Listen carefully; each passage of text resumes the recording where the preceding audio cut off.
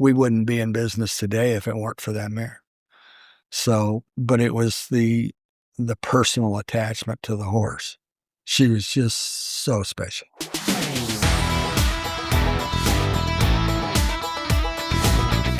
Welcome to Good Horses, podcast of the American Quarter Horse Association, where we talk about good horses. My name is Jim Jennings, and today we're doing another of our Legends Remembered segments of Good Horses, and we're going to talk about one of the legends in our breed. In Legends Remembered, we highlight some of the horses that have been inducted into the American Quarter Horse Hall of Fame, which is the highest honor that can be achieved in our industry. Our subject today is the Dash for Cash daughter, Dashing Phoebe, who was a champion racehorse that became an outstanding broodmare.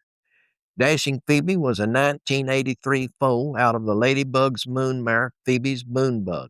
She was bred and raced by the Bass family's San Jose Cattle Company of Rockport, Texas. Dashing Phoebe earned $609,553 in 3 seasons at the track, while compiling a race record of 11 wins, 3 seconds, and 1/3 from just 20 starts. As a 2-year-old, after winning the 1985 Sun Country Futurity at Sunland Park, she won the next 5 races in a row, which included Ruidoso Downs' Kansas Futurity. She finished that year being named the AQHA champion 2-year-old filly. The next year, Dashing Phoebe won the Kansas Derby, placed in some other races, and finished the year being named the 1986 champion 3-year-old filly. In 1987, the mare won the Rainbow Silver Cup and the Go Together Handicap at Ruidoso, and was 3rd in the Oceanside Handicap at Los Alamitos. It was at the end of that year that she was retired and sent to the broodmare barn. Dashing Phoebe died in 2013, and she was inducted into the Hall of Fame in 2017. Her last owner was Kirk Goodfellow of Nacogdoches, Texas. We sat down with Kirk back in 2017 when he was in Amarillo for the Hall of Fame presentation, and he was able to tell us a lot about the mare, including how he ended up with her. You know, the last gentleman you had in here was Bobby Cox, and Bobby put her in a sale. I think at the time he just kind of decided he didn't have any faith in her or whatnot at that time, but he has since changed his opinion greatly. And now I'm sure he's one of her biggest supporters. You know, he has a lot of her descendants. But anyway, he put her in a sale in Heritage Place. And at that time was 1998, I believe. My wife and my business partner in Utah was a gentleman, and he was quite a bit older than I was, and he was retiring. He had a great deal of income producing rental properties, and we needed to disperse of all of those so that he could retire. And so my life was kind of in a flux, and we decided that I'd always wanted to get back to a farm. I had horses, but not a lot. I'd raced horses since the early 1980s. But, you know, school and whatnot, kids and education of kids, and, you know, it interfered. And so my wife came in, and I had my feet up on my desk, and she said, "You look really bored."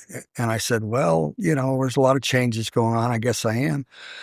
And she said, "Well, I'm going to ask you a question. I want you to give me an honest answer." I says, "What's that?" You know, "Yeah, sure. Here we go." And she said, "Well, if you could do anything you wanted to do for the rest of your life, what would it be?" And I said, "Honey, we got 5 kids in college. You know, I think I better do what I'm doing."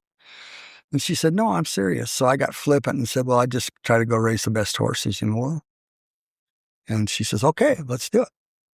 So, you know, a few years later, we'd sold the house and businesses, and we kept a few apartments, a few hundred apartments, but other than that, we kind of liquidated everything. And I went out looking for really great mares, and that mare came in the catalog, and I had seen her run, you know, when she was a young horse, and just thought she was the most beautiful thing God ever put on the face of the earth. And so I told Barbara, that's the one right there. I want to buy that mare. And my wife said, great, let's go get her. And we went to the sale and, we bought her. So I actually bought her in partners. There was a Tom Carlson, Dr. Tom Carlson. He was a guy that often bid against me on horses at set sales. And I said, Tom, I'll tell you what, I'll leave yours alone. And you leave mine alone. And we had some picks and he left it alone, but he did have an interest in Phoebe. And I can't remember the number, but it was around 65 or something. Tom was standing next to me at the sale. And I said, I'm about to get into the grocery money here. And he said, well, you want to go partners on her? I said, yeah. And we partnered up and the next bid bought her. And we had some different ideas of the way we wanted to go with her as far as breeding. It wasn't a well thought out plan, but Tom and I remained good friends, and I bought Tom out and went on and did various things with her. So that's how I came into her world, or she came into my world. She became the love of our lives. And so just a great mare. I get emotional when I talk about her, even to this day. She's been gone for several years. But, you think you're buying an investment. And that's not what we got with Dashing Phoebe. We just got a member of the family. Every one of my kids love her. We have 8 kids. And all the kids would ride her. And I rode her, and we took her on trail rides. And even though she was famous in everybody else's eyes for a lot of other reasons that had nothing to do with what made her so special to us. And my grandkids rode her, and she just became a huge part of our family. And I don't know if you heard the speech that we gave at the convention when she was put into the Hall of Fame. Or I should say we, because my daughter gave most of the speech because I got emotional and couldn't complete it. But she was just a huge part of our family. So it wasn't just the breeding and the foals that she produced, although she did a fantastic job of doing that. And we wouldn't be in business today if it weren't for that mare.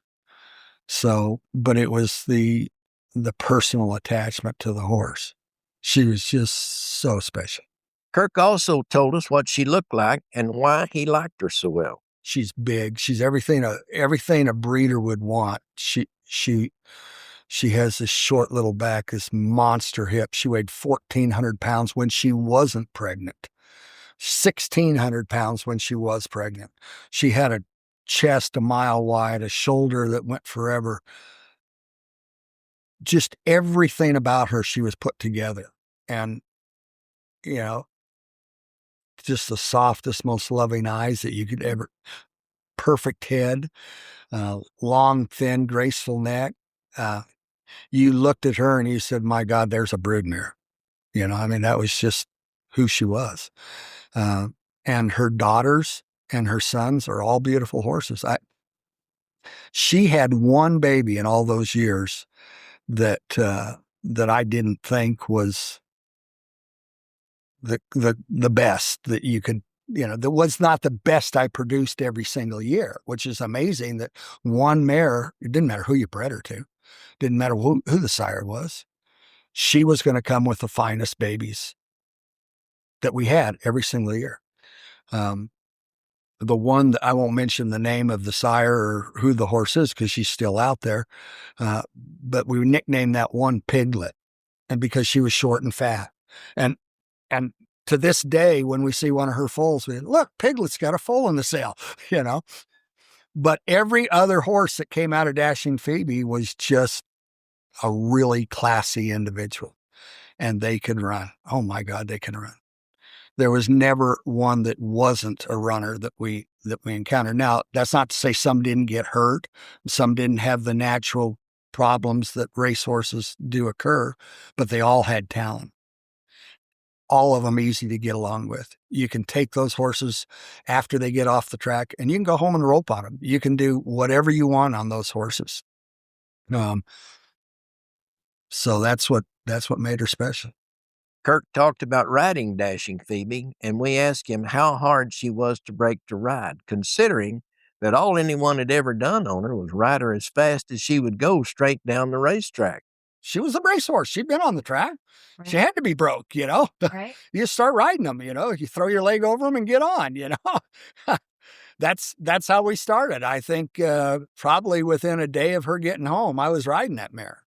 And I rode almost every horse that we've ever had until the last few years when I had a horse called I'm a Jawbreaker. That's what we named her. And she literally, that's how she came by her name, honestly. And but until that time, and I lost some vision and had some problems that way, detached retinas. But until that time, I rode, other than the yearlings, I don't think we have a broodmare that I haven't ridden. So Dashing Phoebe came home to a little 3/4 acre place in Holiday, Utah, and boom, I had a saddle on her the next day, and just went to riding her. She wasn't hard to ride. She was a pleasure to be on. We took her on trail rides. We did everything that you could do with her. The kids all rode her. I don't know how many Boy Scouts that mare taught their horsemanship merit badge to, but a lot, because I was a scout leader for many years, and she was the go-to horse. She was gentle. She was just a pleasure to be around. I've heard the stories about what a fiery individual she was on the racetrack. I never saw it. Never encountered it at all. And as the years progressed, and she just became a distinguished retired. She was a head lady in what I call my princess pasture, which is just a lot of old mares that I've had or other people have had that I just want to have a home for. They earned it. But she was the queen, and just the gentlest thing. Even the day before she passed, when I'd come out to the pasture each night, she'd come the best she could run. She would run across the pasture to greet me, But of course, Kirk bought her as a broodmare, and he planned to breed her as soon as he could. Before San Jose sold her, they bred her 5 times, 4 times to Special Effort and once to Beduino. Then they sold her to Bobby Cox. Bobby bred her 5 times, and then he sold her, and that's when Kirk and Dr. Tom Carlson bought her. She was carrying a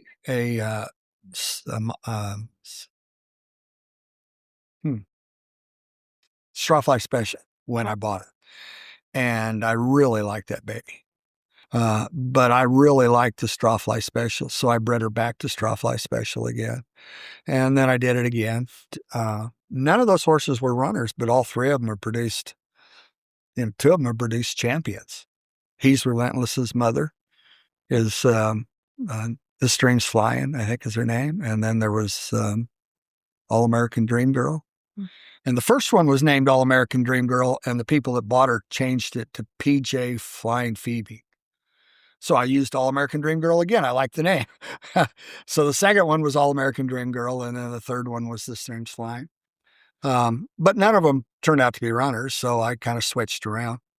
The way that I got to Hearts Wide Open's father, I owned a share of Corona Cartel, so that's how Fury of the Wind came about.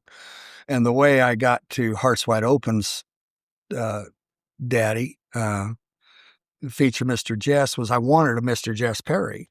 But at the time, I just couldn't find anybody that would sell one for what I thought was a reasonable amount of money. And so I went to his leading son at the time. He was not an expensive horse back then. He hadn't really produced anything.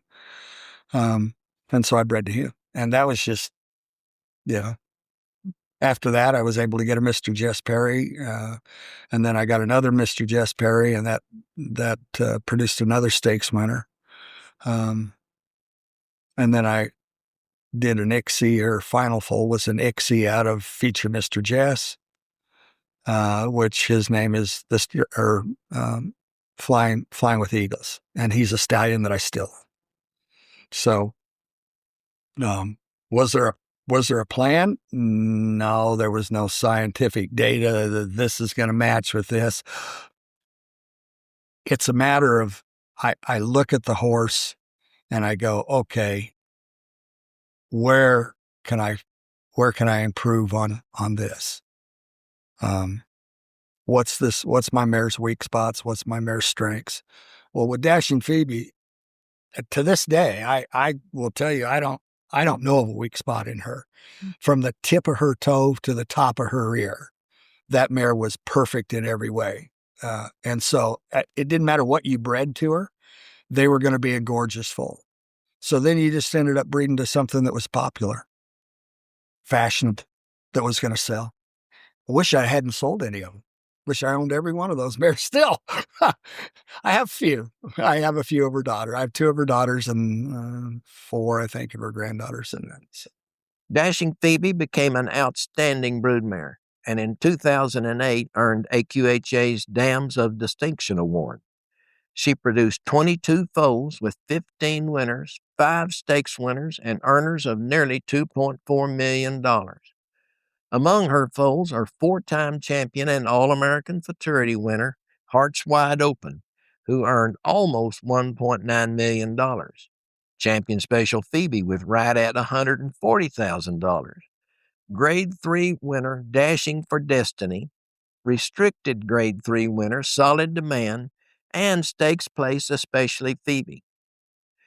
Her daughters and granddaughters are carrying on the tradition and have produced such horses as Grade 1 winner Special Wild Train B with more than $500,000 in earnings, Los Alamitos $2 million winner Worth Doing with almost $1.2 million, World Champion Bodacious Eagle with earnings of $1.3 million, Champion American Runaway with $686,000, multiple Grade 1 winner Valiant Tiberius with $833,000, and there are many more. But in 2013, with Dashing Phoebe at age 30, Kirk knew that it was time to put her down. He buried her under a big oak tree near a lake on his property. When we asked him what it meant for her to go into the American Quarter Horse Hall of Fame, he understandably became emotional. It was pretty special. It's like I told the convention when they called and announced that she was in. It didn't make just my day; it made my whole year, And I guess I'm just maybe I was born 100 years too late. I don't know. But if you want to make me really happy, say something nice about my grandkids, my kids, my horses, or my dogs, and my wife, of course, But when they put Phoebe in the Hall of Fame, that was a pretty special moment. And not for us, just she deserved it. She did everything a horse could do in the racing industry. She was just so special to us. And, there's not a day that I don't go out to that lake and think of that mare. Yes, she was special. Dashing Phoebe was one of the good ones. Thanks for watching our podcast today, and be looking for the next one when we will talk about another Legends Remembered.